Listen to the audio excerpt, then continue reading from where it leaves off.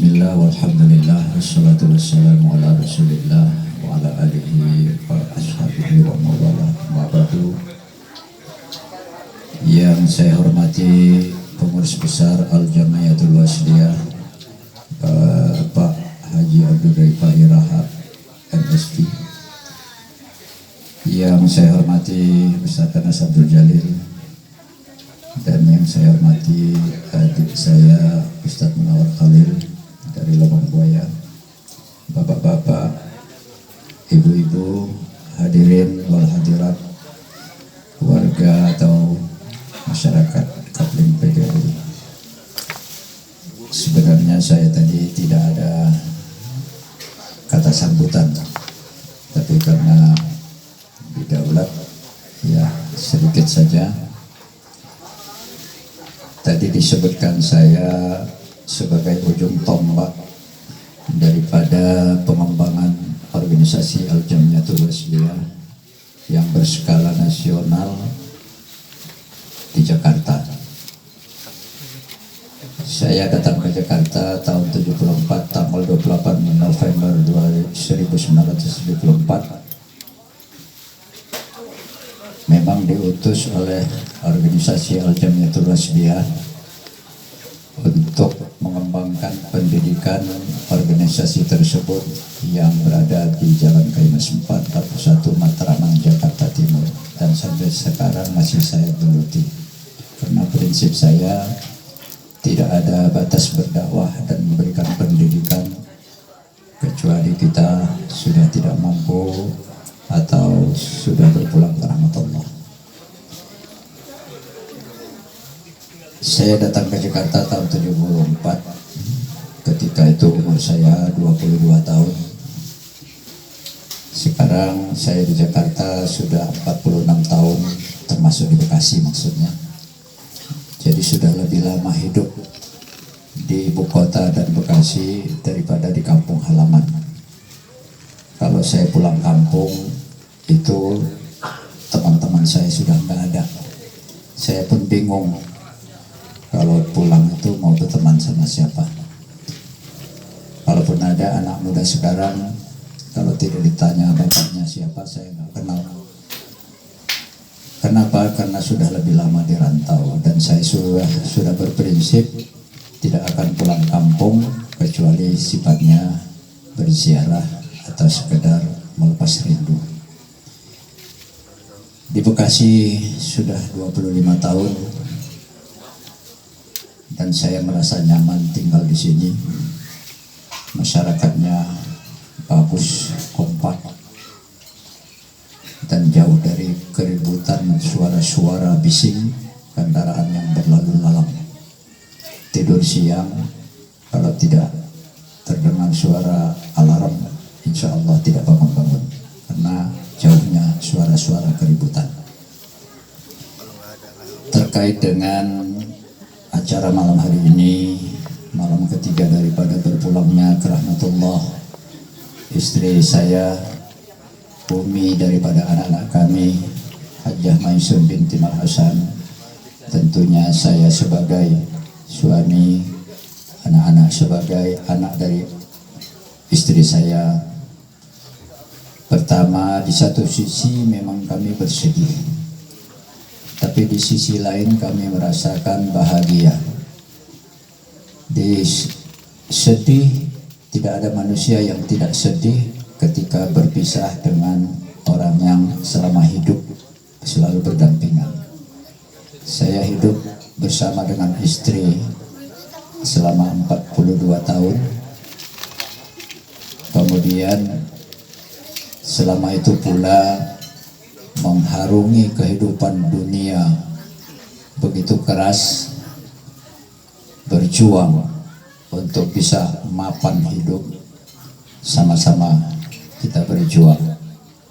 42 tahun saya bersama istri, tapi semua itu kembali kepada kodrat dan iradat Allah Subhanahu wa ta'ala.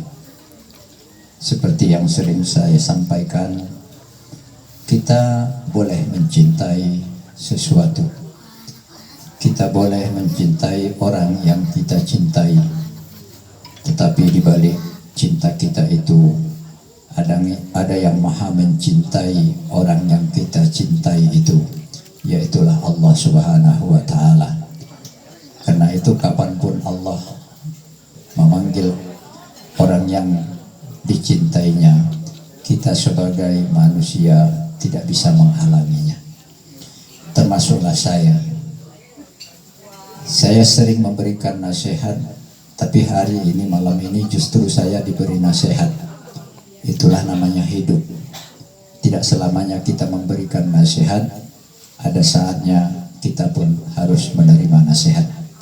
Itu yang dimaksud watawasau bil haqqi watawasau bis sabr. Saling menasihati untuk kebenaran dan saling menasihati untuk berlaku sabar. Sekarang saya dinasihati agar saya sabar, agar keluarga saya sabar dalam menerima musibah yang baru saja menimpa kami, berpulangnya ke rahmatullah orang yang sangat kami cintai. Terlepas daripada itu semua, bahagia kami adalah masyarakat, sahabat, tetangga, jiran tetangga, kawan dan semuanya ternyata berada bersama dengan kami, sehingga rasa sedih itu rasa tertutupi. Itulah yang menyebabkan kami bahagia. Walaupun rasa sedih itu masih ada, tapi minimal sudah bisa diminimalisir. Bapak dan Ibu, siapapun di antara kita pasti suatu saat akan merasakan seperti ini. Karena itu saya atas nama keluarga daripada Hajjah Maisun Al-Hasan memohonkan maaf yang seluas-luasnya kepada Bapak dan Ibu. Mungkin selama bergaul di kampung ini, istri saya ada membuat suatu hal-hal yang kurang pantas, sikap, perbuatan, tutur kata, baik langsung maupun tidak langsung menyinggung perasaan Bapak dan Ibu. Saya selaku ahli waris atau suami yang ditinggal memohonkan maaf untuk almarhumah. Semoga dengan maaf dari Bapak dan Ibu, maka perjalanan daripada istri saya tersebut almarhumah mendapatkan kelapangan dari Allah Subhanahu wa Ta'ala menuju surganya Allah Subhanahu wa Ta'ala. Ketika istri saya menghembuskan napas, saya berkata, saat ini, saat hari pagi ini, waktunya kita berpisah. Insya Allah kita akan bertemu di akhirat nanti di suatu tempat yang lebih indah. Itulah ucapan saya ketika istri saya telah menghembuskan napas yang terakhir. Malam hari ini, pagi hari ini adalah saatnya kita berpisah, tapi untuk bertemu di tempat yang terindah di hari akhirat nanti. Itulah yang saya ucapkan. Walaupun rohnya telah keluar, tapi saya yakin dia akan mendengarkan ucapan itu. Maka kepada Bapak dan Ibu, saya pun menyampaikan saran pula. Kiranya apabila Bapak dan Ibu menghadapi siapapun yang kita hadapi dalam menghadapi sakaratul maut, sempatkanlah mengucapkan kalimat itu. Pagi hari ini kita berpisah. Insya Allah nanti kita akan bertemu di tempat yang lebih indah. Tentu tempat itu adalah surga yang sudah dijanjikan kepada kita. Maka barangkali kalau sudah kata-kata itu yang kita sampaikan, maka kita pun tinggal menunggu akan hari pertemuan yang dijanjikan Allah Subhanahu wa Ta'ala tersebut. Bapak dan Ibu, barangkali ini yang dapat saya sampaikan sebagai keluarga yang ditinggal. Kami pun memohon maaf juga selama beberapa hari ini mengganggu tetangga, karena memang tenda masih terpasang terus. Tapi mudah-mudahan semuanya mendapatkan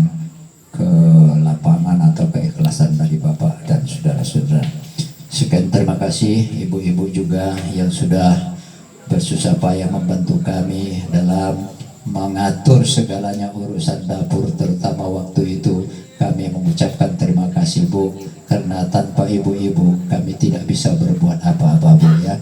Terima kasih sekali lagi. Begitu juga dengan bapak-bapak. Dan akhirnya hanya kepada Allah Subhanahu wa taala kita serahkan segala urusan kita. Wabillahi taufiq wal hidayah. Wassalamualaikum warahmatullahi wabarakatuh. Waalaikumsalam.